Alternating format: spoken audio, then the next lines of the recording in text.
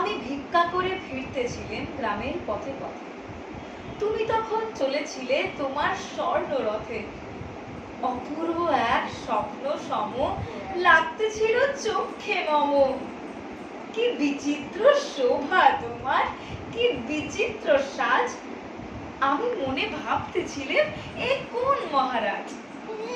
আদি শুভক্ষণে রাত পোহালো, ভেবেছিলেন তবে আজ আমারে দ্বারে দ্বারে ফিরতে নাহি হবে। বাহির হতে নাহি হতে তাহার দেখা পেলেন পথে। চলিতে রথ ধনধান্য ছড়াবে দুই ধারে। মুঠা মুঠা কুড়িয়ে নেব, নেব ভারে ভারে। একি সহসা রথ থেমে গেল আমার কাছে এসে।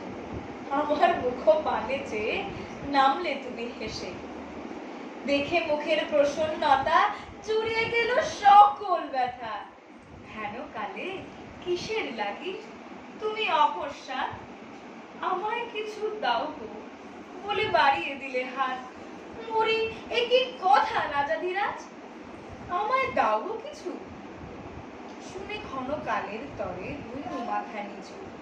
তোমার কি বা অভাব আছে ভিখারি ভিক্ষুকের কাছে?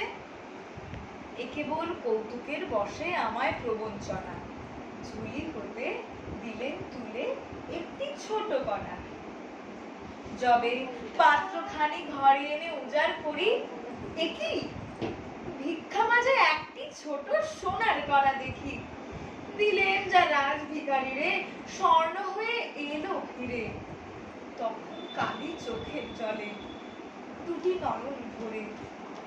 তোমায় কেন দিইনি আমার সকল শূন্য করে।